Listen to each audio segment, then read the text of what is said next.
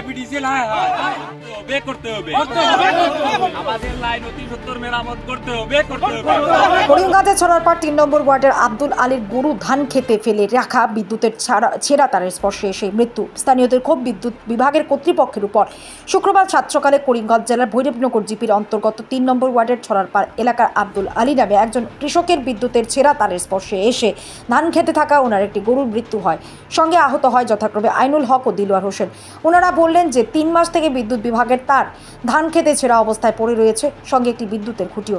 কর্তৃপক্ষকে বারবার বলার পরও কোনো পদক্ষেপ নিচ্ছে না, যার জন্য আজকে একটি গরুকে মরতে হয়েছে। সঙ্গে আরও এলাকার একই পরিবারের 2 ছেলে বিদ্যুৎ স্পর্শে এসে গুরুতর আহত হয়েছে। এই ঘটনা সম্পর্কে বিদ্যুৎ বিভাগকে ফোন করে কোনো লাভ হয়নি, তারা ঘটনাস্থলে আসেনি। খবর দেওয়া হয় কালীবাড়ি পুলিশ ফাঁড়িতে। পুলিশ ঘটনাস্থলে এসে তদন্ত করে গেছে। এই ঘটনার সম্পর্কে এসবি টাইমসের প্রতিনিধি গৌতম সরকারের সামনে শুক্রবার ঘটনার পুরো বিবরণ তুলে ধরেন মিশির আলী, দিলওয়ার হোসেন ও এলাকার বিশিষ্ট সমাজসেবী সিরাজুল ইসলাম তালুকদার।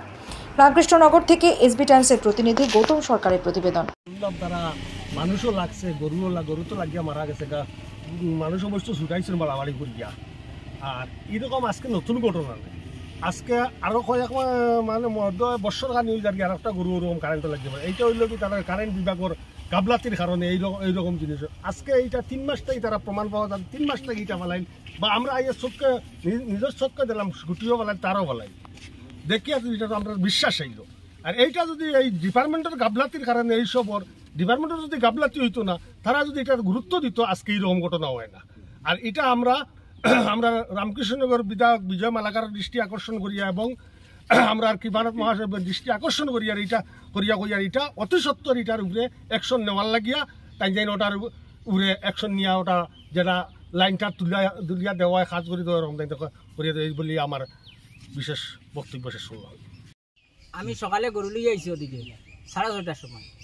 আবার পরে আমার গরুটা ওলা আগে দিয়ে যায় করে দিয়ে আমি নালাড়া মাঠে আমি ভাবছি আমার বাড়ির থেকে এসে কারেন্ট আছে, আমি ভাবছি ওলা ইনো কারেন্ট আইছে। পরে আমি আমার গরুর বাড়ি মারছি, বাড়ি মারা বাদে ফাল দিয়ে বন্ধ করে গেছে।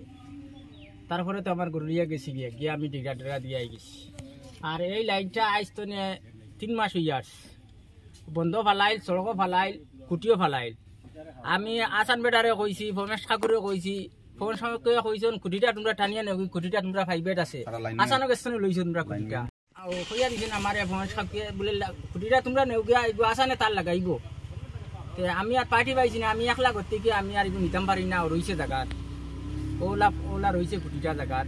আর লাইনিকও আজকে মনে হয় ছাড়িছে, নদিন আমি আবার যাওয়া করছি লাগছে না। আজকে 6:30টার পর লাইনটা ছাড়া হয়েছে।